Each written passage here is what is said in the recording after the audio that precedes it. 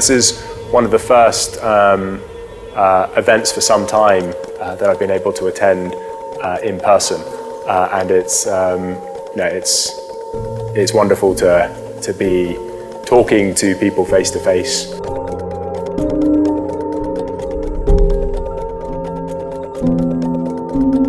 In our time, I mean 2021, any opportunity to see and engage with people offline, any face-to-face event is a great gift.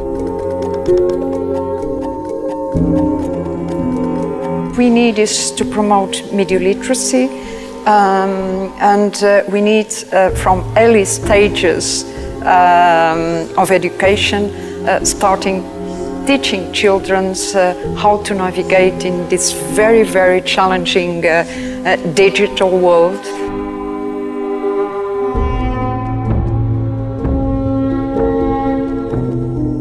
This is a very unique version this year because of being in a hybrid format, and incidentally, the whole idea of having a virtual is something foreign to everyone.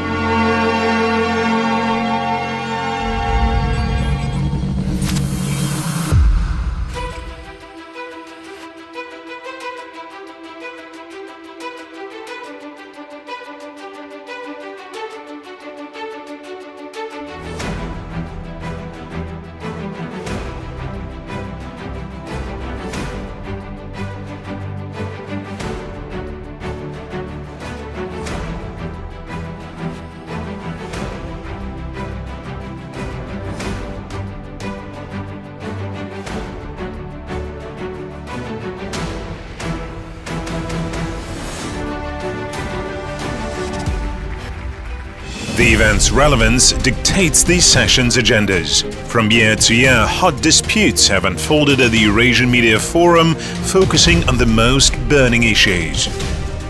The year 2021 did not come an exception. This time, all eyes were on the COVID and quarantine. The pandemic's consequences ran like a golden thread through all the forum's themes. Technology does have an important role, in my view, in shaping how we educate people, how we teach people. And I think the pandemic has shown the possibilities as well as some of the challenges, and so we've got to learn those lessons. Пандемия, вирус, да, вот бьет по тем местам, The virus hits the weak spots in the human body the hardest. The same way the pandemic has been hitting our weak spots as the human civilization, like governance systems and trust among the countries of the world. Системные вопросы государств, вопросы доверия между государствами.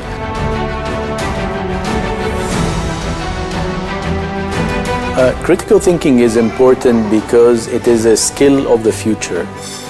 It is really about skills that you want to invest in, because you don't want to be investing in a skill that's going to be a skill that is decaying with time. Если ты хочешь что-то новое узнать, тебе надо выходить из зоны. If you want to learn something new, you need to go outside your comfort zone. Burning matters and global trends, opinion leaders and international experts, challenges and opportunities.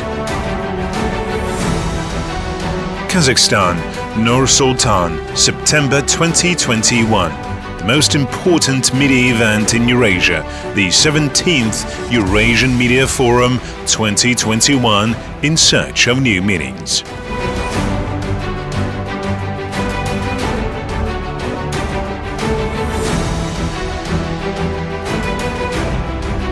A new year, a new format, and a new design.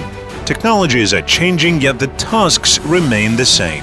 Since its inception, open and direct dialogue has been the priority of the Eurasian Media Forum. Almost always quite emotional, bold, but nevertheless constructive.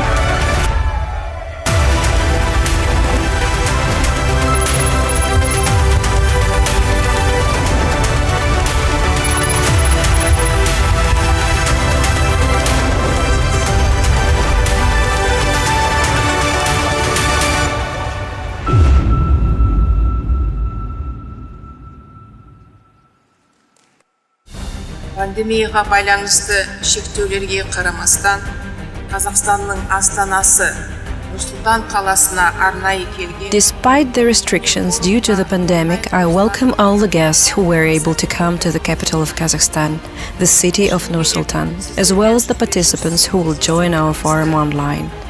Honestly, all of us really miss face-to-face communication.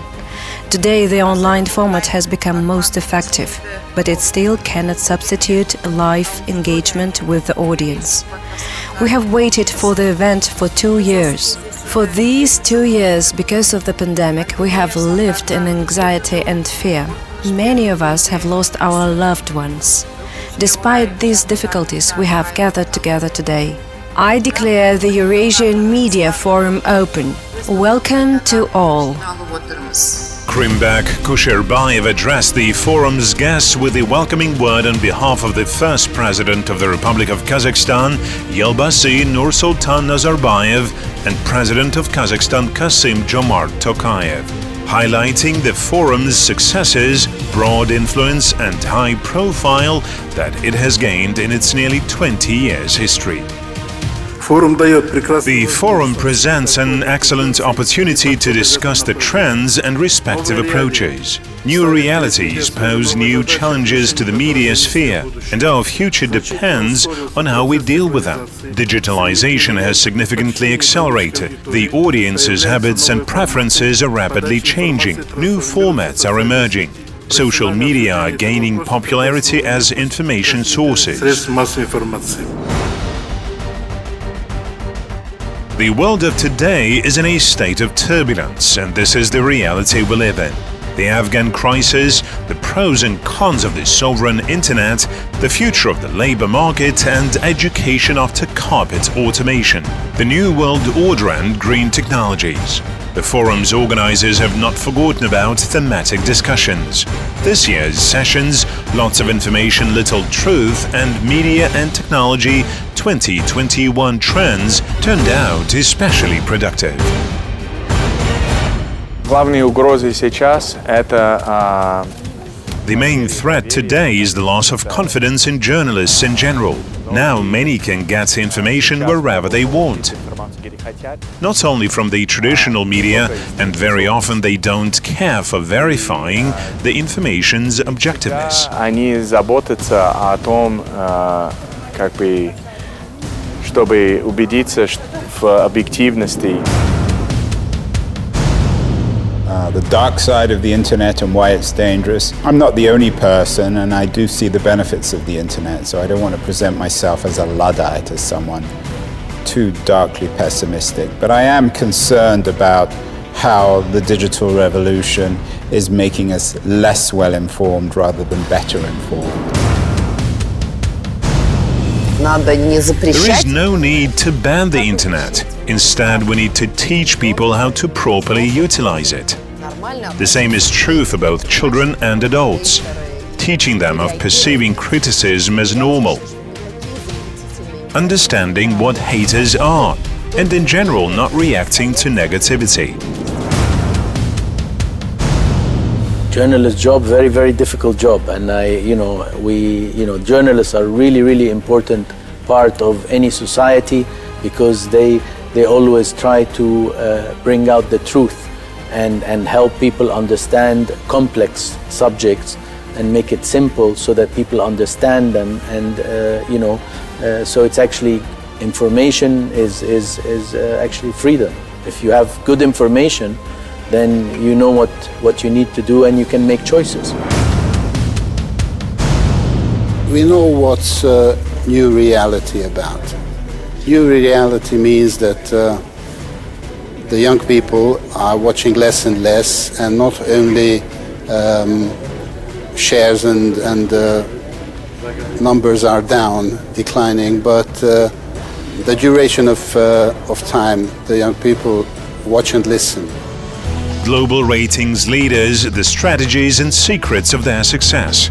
Own Kazakhstani experience as the most valuable, keeping abreast of the latest world developments and trends, actively participating in the continual exchange of ideas and knowledge. This year, In December, Kazakhstan will celebrate its anniversary as a sovereign state, assess the intermediate achievements and fateful decisions. An important and symbolic event for the whole country and the forum's opening theme. Over the past 30 years, our country has made great strides in various fields, and much has been done to build and strengthen our independent state.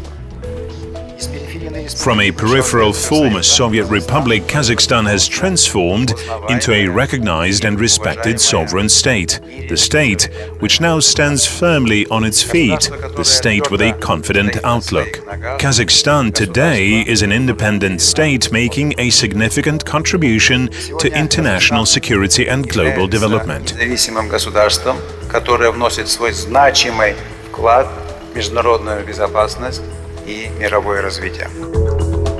Valentina Matvienko, chairperson of Russia's Federation Council, also spoke online. She noted that there is a lot to learn from Kazakhstan as the country characterized by political stability, sustainable economic growth and good public living conditions. Kazakhstan's transformation has been extraordinary, steering a careful course from a command economy to an open, market-led economic structure. First President Nursultan Nazarbayev is the architect of Kazakhstan's success, overseeing dramatic improvements in the living standards of the people of Kazakhstan, wisely establishing stable economic relations, and creating the conditions for significant economic growth. It is clear that with its strategic geographic location and dominant position in Central Asia, Kazakhstan now plays a key international role, helping to maintain stability in the region. Outcomes, achievements, challenges and response actions, congratulations and plans for the future. Both these who have come to our country for the first time and these who already consider it their second home spoke about Kazakhstan. Kazakhstan is a very young nation. 30 years in world history is not much, but the contribution the country has made is phenomenal compared to its 30 years age. I think the most major initiative the country, the first president took was the disarmament, or the nuclear armaments disarmament, and that's, I think, a very big message, a bold message towards world peace. Then the role played by the first president on sort of becoming a regional and a global peacemaker, somebody who has connected a lot of countries as a sort of brought them on negotiating tables, wars. There are a lot of them in the region.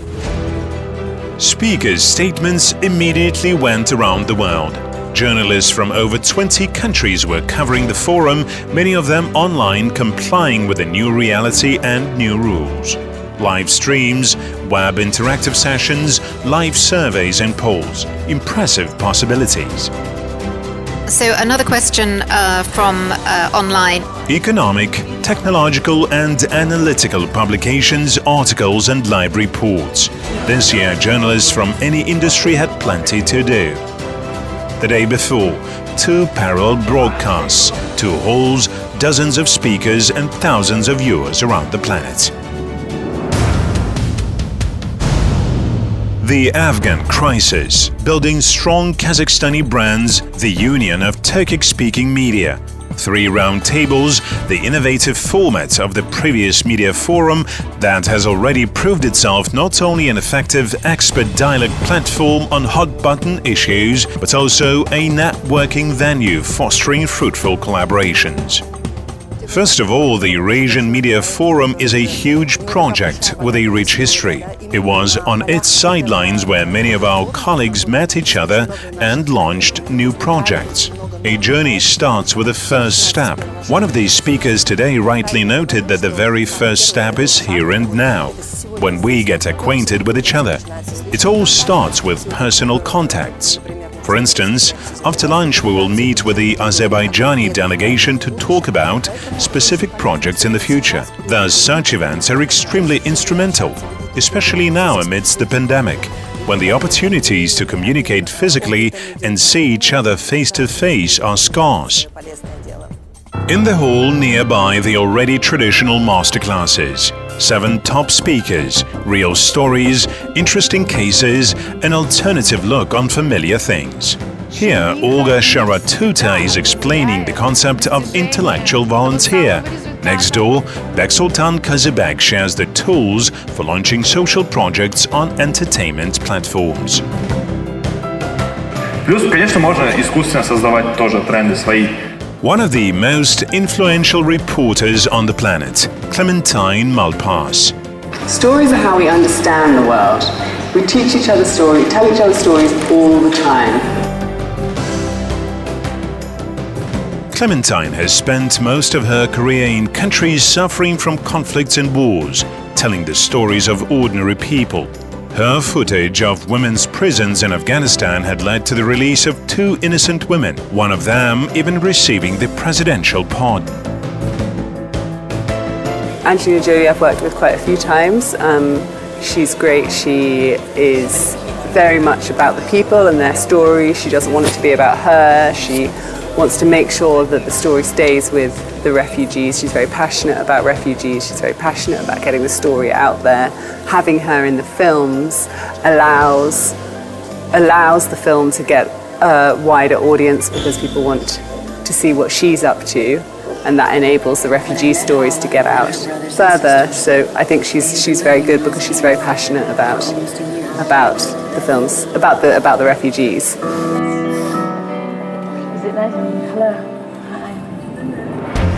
From the moment of its foundation to the present, every forum session is a kind of global-level investigation led by journalists and assisted by subject matter experts, political scientists, politicians and researchers, whose opinions are always in the center of global public attention.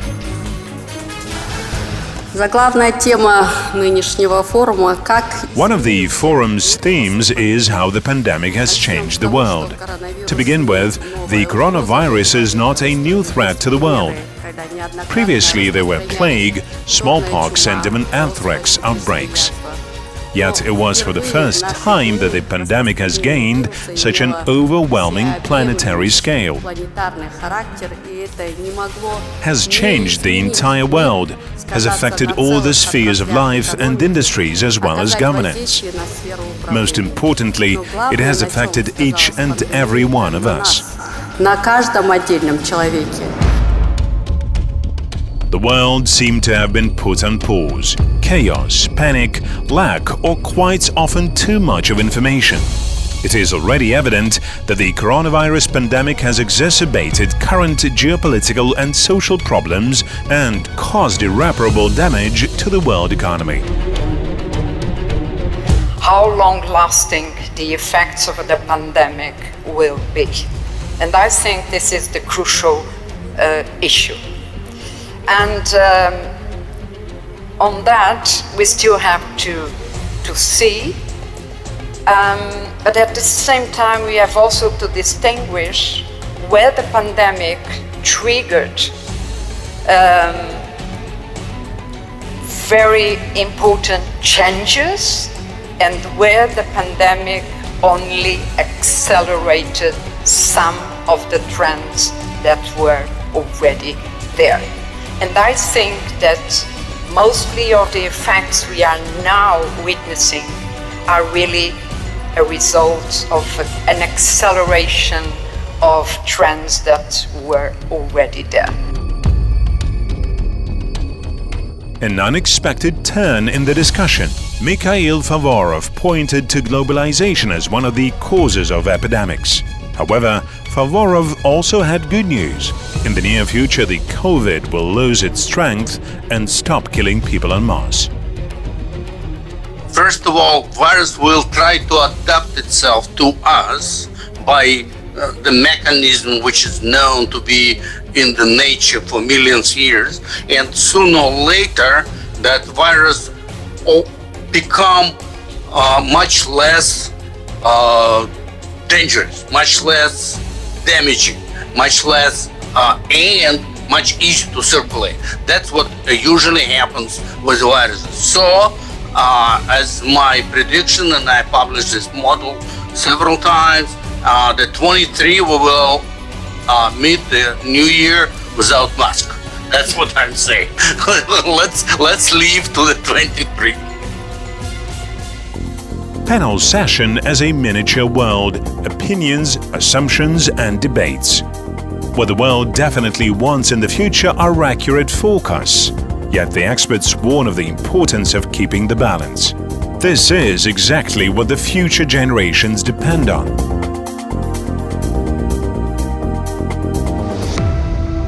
Green strategy, another last chance.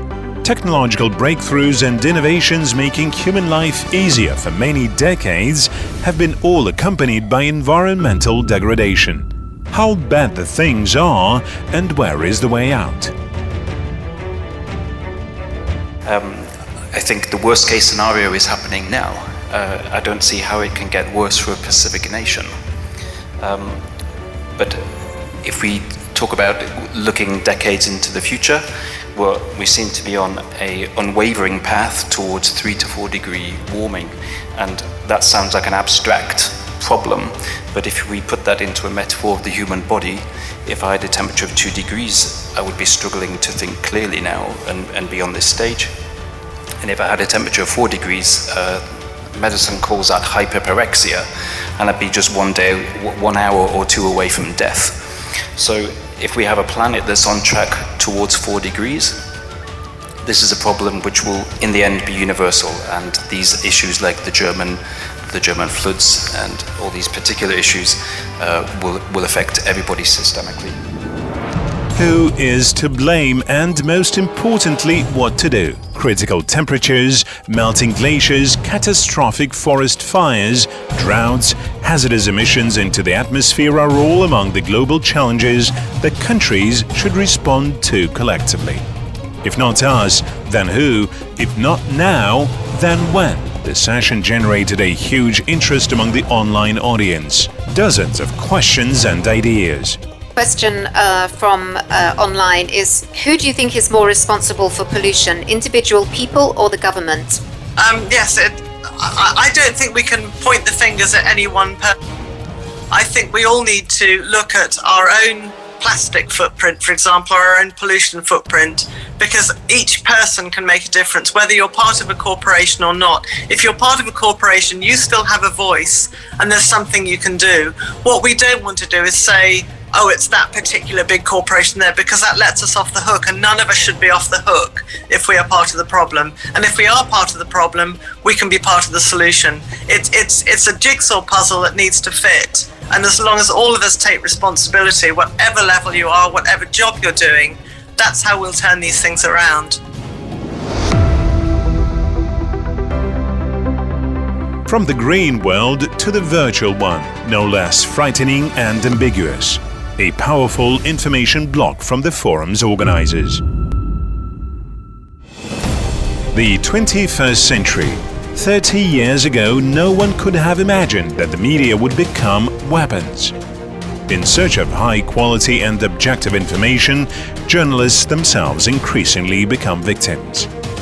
I would say that the main threat for journalists right now is related to their safety. That's the reason why safety of journalists is at the top of my priorities, definitely. You know, journalists today, as I said when we were discussing,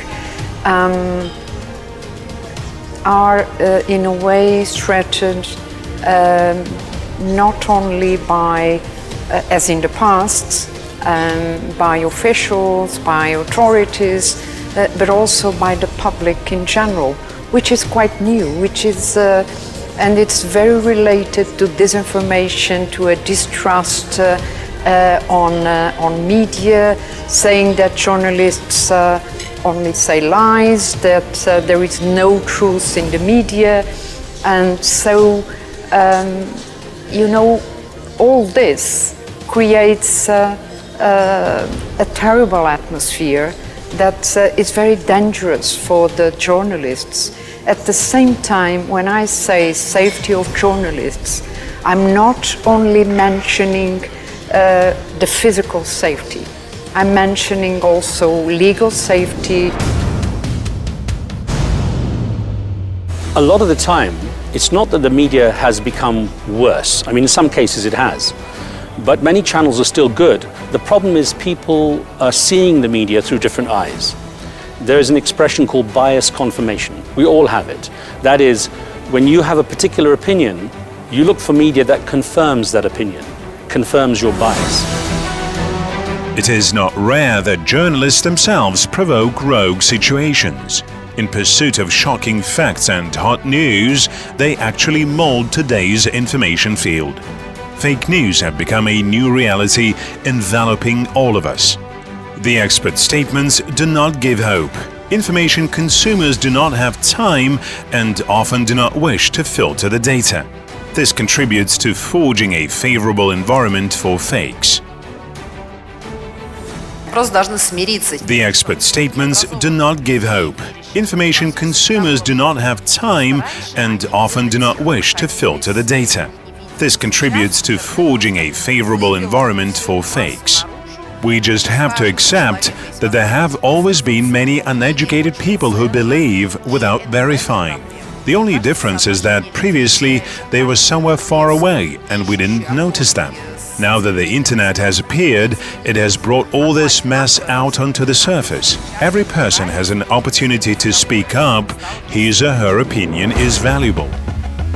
For a journalist, trust is the key issue. Meanwhile, the social media news bubble, devoid of facts and reliable sources, has been inflating more and more. They increasingly compare journalism with a chess game, and the main question here is, on which side are you?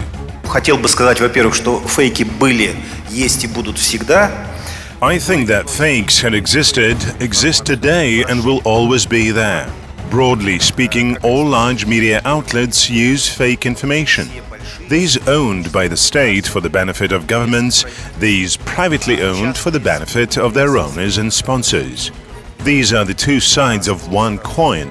Propaganda in the interests of governments, which opponents call misinformation. Работу в интересах своих правительств одни называют пропагандой, противники этой работы называют эту работу дезинформацией. You know, if you really want to know what's going on in the world, read the Wall Street Journal, read Bloomberg, read the New York Times, read the Financial Times, and you'll understand what's going on across the board. Now, as we talked about media literacy, as a journalist, you know, I often want to know who's writing the story.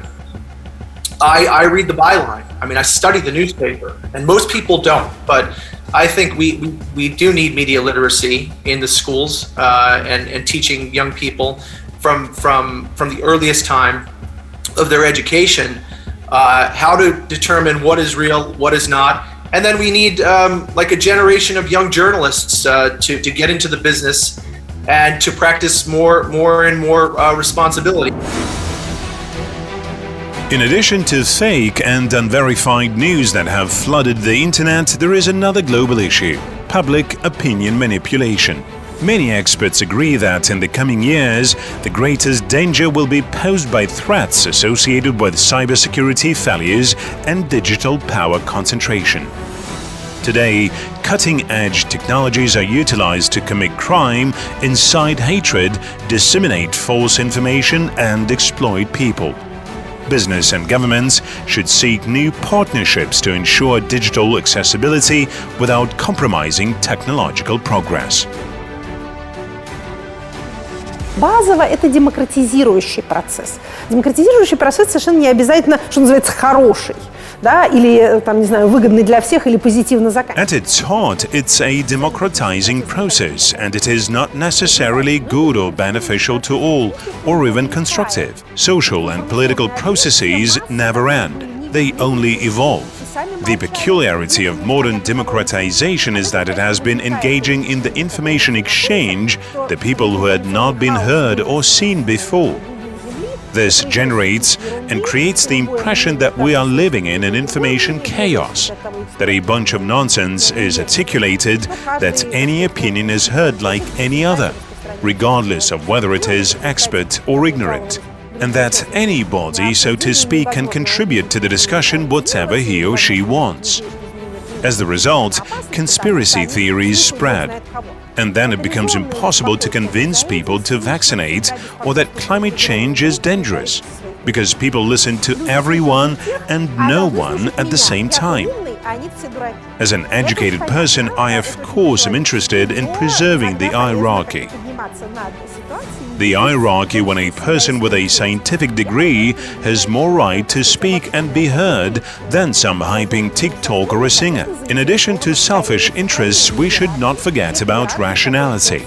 Nevertheless, the process of the voiceless masses gaining voice is taking place now.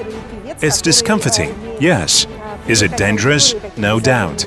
Yet from the point of view of a large-scale social development trend, this is rather good than bad. The technological breakthrough has given humanity an unprecedented access to any information and great opportunities for all. Yet, is this really the world we want to see around? Equally fierce debates broke out at the next session. The organizers did not expect such a turn, literally the confrontation of generations. Professionalism and awareness in the left corner and hype and entertainment in the right corner. In fact, I do not consider myself the most popular, because there are people who have much more subscribers. They are much more interesting than me. I am not obsessed with the number of subscribers at all. I just go and do my job because I like it. Initially, I did not even plan that everything would happen like it did, that I would get into some projects, engage in the entertainment industry. It was just a hobby for me. I think that one of the things that digital has done is turned numbers into theology. We're all obsessed with numbers. I mean, we always, of course, we all want to be big in one way or the other. But we're so obsessed with numbers that most of us don't critically look behind these numbers. So, for example, I'm not knowledgeable about what this young lady does on TikTok. So I want to premise what I'm going to say with that. But all you've said about her is this theology of numbers. You've said, oh, she has 28 million followers. Oh, she only had 27 yesterday and 26 the day before, and today she has 30 million. Who cares? To me, that's neither here nor there. Whether she has 3, 10, or 30 million followers, the interesting conversation, particularly in terms of media, is how she makes money, and secondly, how does she intend to genuinely build a long-term brand? Because anyone can become famous for this Warholian 3 or 5 seconds, but the really difficult thing is maintaining that fame. Well, we're not going to be counting Alina's revenue for sure here, not on my watch. But I'm curious. No, I get it. I don't want to know how much she's making, but I am interested. How's she making money? Is this a professional endeavor? This is why I also said the dynamics of the followers increased, that changed so dramatically just over the past 3 to 4 days, and this is the fact that you get from A to B within 3 days for Alina's followers. This is when it comes to the revenues and so on. Timur. Yes, I absolutely agree that the quantity and quality is two different values, and it's not only about money, because we're saying followers, which just means following. It's a big question. What is the sense behind those relationships between the author and his constituency, his audience or her audience? Quantity does matter, but the quality of relationships. This is exactly what the pandemic has shown. During the quarantine, the volume of consumed information has grown exponentially. Against this background, media outlets had to adapt and transform. when we talk about digital transformation in the media, I think that we have to separate the transformation of the audience, the digital transformation of the way that we were receiving news or receiving media, which hasn't really changed very much over the past 2 years, and the digital transformation that has had to have happened within the media industry itself, within industries. The production of media, the production of news, the way that we actually do it. The fact that I'm connecting to you here from New York and we're doing everything over Zoom is something that was very rare 2 years ago and is now perfectly normal. But that's not about how people consume things so much as how people produce it. Nikita Mogutin, the co-founder of Baza and founder of the MASH Telegram channel, did not share the opinions of his colleague speakers and alleged that the changes did occur. На самом деле поменялось очень многое, причем я бы разделил изменения. A lot has changed. We should look at the situation from two sides. On the one hand, we have content consumers and on the other these who produce it. The mind of content consumers has changed beyond recognition. The demand for new forms and types of digital content is simply huge now. I would compare it with a bowl in which water drips, gradually accumulating. It all started in 2007-2008, and the pandemic became the moment when the bowl had overflowed. Everyone was locked at home, sitting at their computers. Many people got increasingly interested in various special projects. People started watching them more than before. The audience profile has not changed. The same people are watching the same things, but the duration of watching has increased. This is one. The second thing is that the media do not want to change and believe that they can feed people what they have been feeding them for the last 20 years. This is the road to ruin. I think that the key change that the pandemic has highlighted is that ordinary people got tired of impersonal brands. They no longer want brands which do not have a human face. People want to see people. The videos with a human face are in a much higher demand. Timur Bekmambetov noted that our world had lived through multiple pandemics much more terrible than the COVID. He said that he didn't think that the humanity now is facing some extraordinary events and that despite the rapid digitalization, we need to teach the young generation the true human values. Я отметил для себя вывод, бесспорно. I made an interesting observation.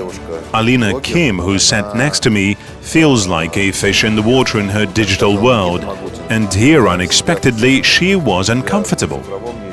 It was a revelation for me last night. It came so clear.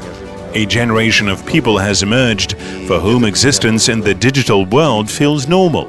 This is their environment, while the actual physical world makes them uneasy due to a large number of unknown inputs. This wonderful blogger felt awkward. Another type of widespread reaction is aggression. When some young man comes to his school and fires his gun at his classmates and teachers. It's a different story, but this boy also came from the world of internet. Aggression is a bad scenario of how the gap between the digital and the real worlds manifests itself. The session on education was more relevant than ever. According to studies, by 2030, 400 million people, that is, 15% of the global workforce, may lose their jobs due to automation. We are already seeing a significant demand for online education among adult workers, which means that education is becoming continuous, more compact, targeted, and most likely will take new forms. I think the challenge that we face at the moment isn't that there aren't enough jobs for people to do, full stop. The challenge is that there are jobs, but for various reasons people can't do those jobs. One is that they might not have the right skills, that's an important reason. The other is that they might not live in the right place, that work is being created but not where they happen to live. And then I think there's also issues of identity as well, that sometimes people are willing to stay out of work if the sort of work available isn't the sort of work that they think of themselves as the sort of person that ought to be doing that work. I would say that each generation has their kind of key competence, something special about them. And older people, because they've seen more, they've experienced more, they know what is really essential to be happy, what's important in life, and they can communicate that further. They have depth, they have kind of angles, approaches, they have experience. Whereas the younger people, they have energy, they have speed, they have opinions, they are willing to take risks and such, which is good, but we need both. So we cannot forget either one of the group. We need both. The new generation wants not so much material benefits, but altruistic. Life expectancy is growing. The youthful phase is now considered to last until 45 years of age. The world is changing. People are changing.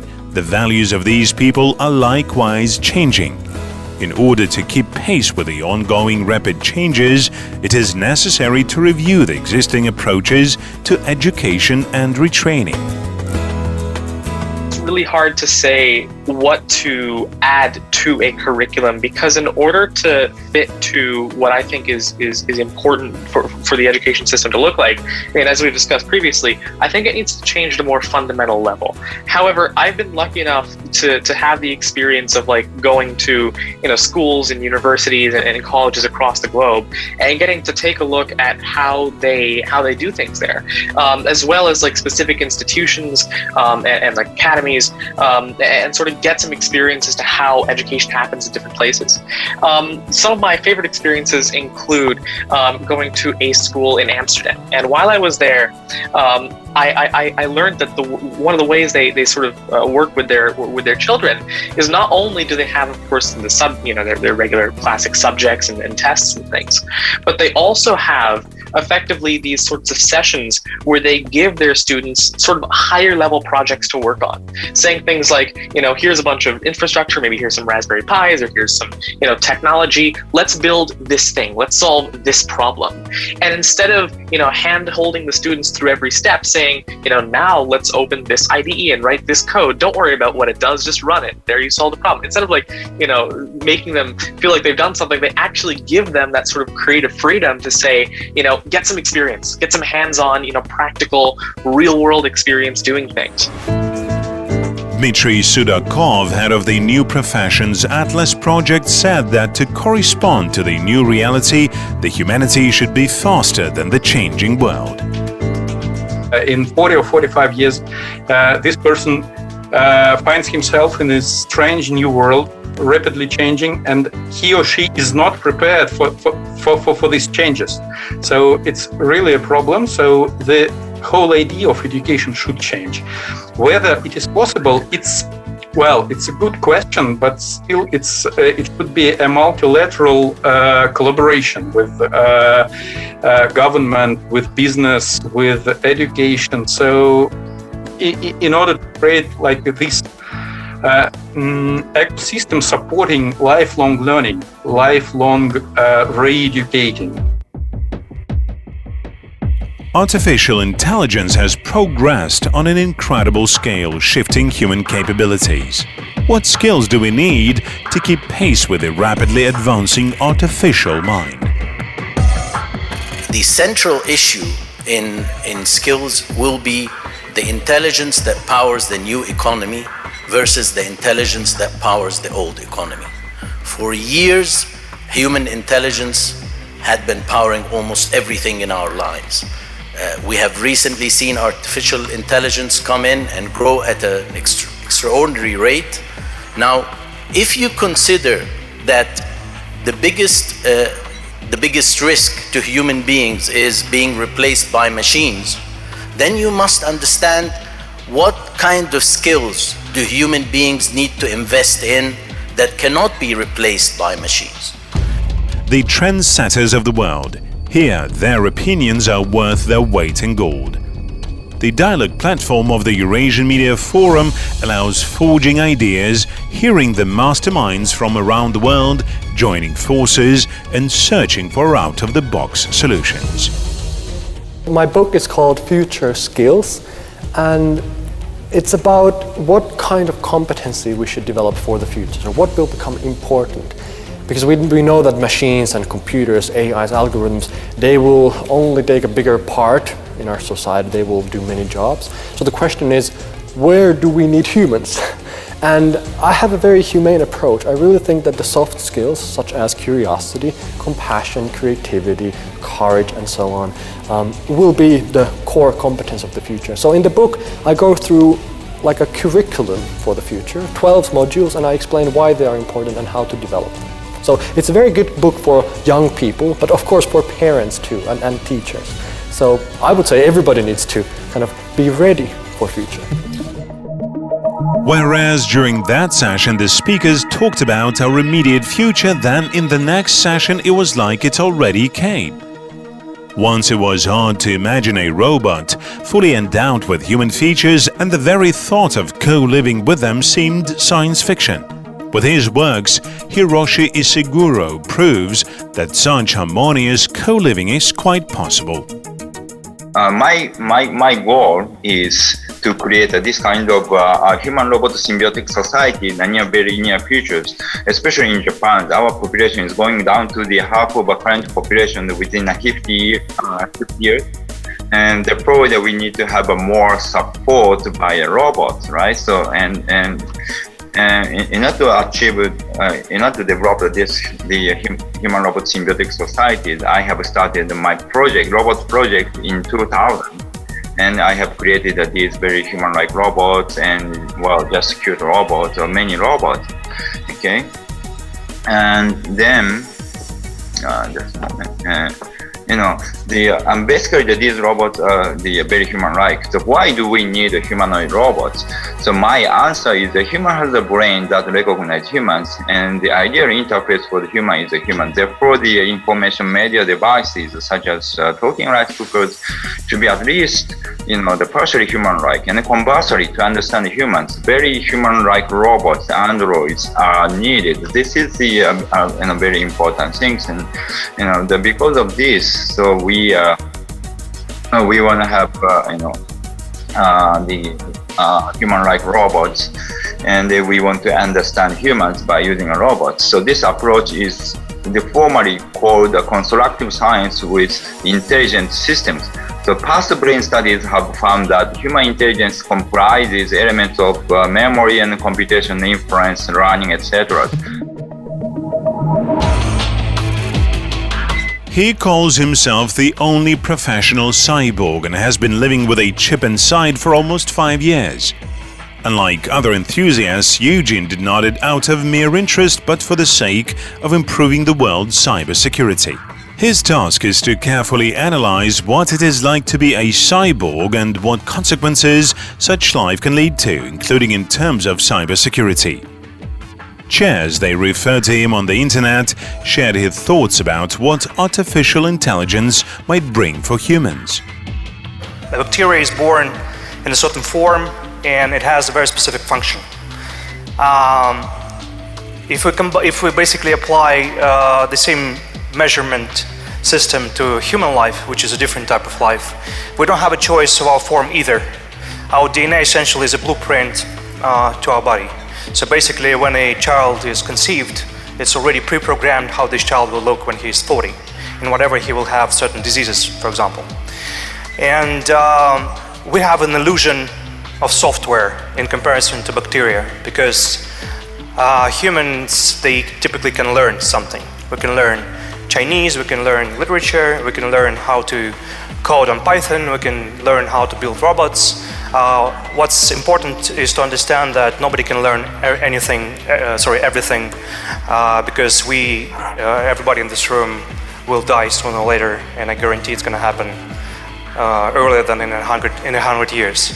And it's very important to understand that as life number 2, we're doing everything to create life number 3, which is artificial intelligence. And right now it's dumb as wood, but it has a very important set of differentiators from us. And if we take the amount of work that's done by humanity as 100%, so let's say 100 years ago it was 100% done by mankind. And let's say right now, which is 2021, AI does roughly 2% of 100% of the work. And it's important to understand that this scale is shifting towards AI. So it's getting more and more heavy on what AI does, and we as people, we actually do fewer and fewer things. And we're looking at this, situation from the point of view of evolution. Sooner or later, it's going to be 3% of work will be done by man, and 97% will be done by AI. And the evolution would sooner or later ask, well, metaphorically, like, who is important?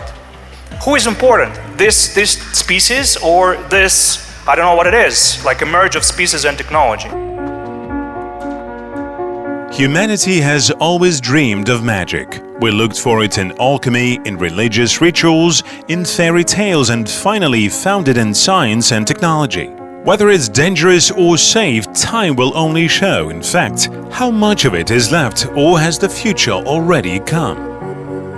Well, in 20 or 50 years, the world will look, in some ways, physically, it won't look very different, but it will be very different in terms of how we manage our economies and how we exist, I think, as human beings.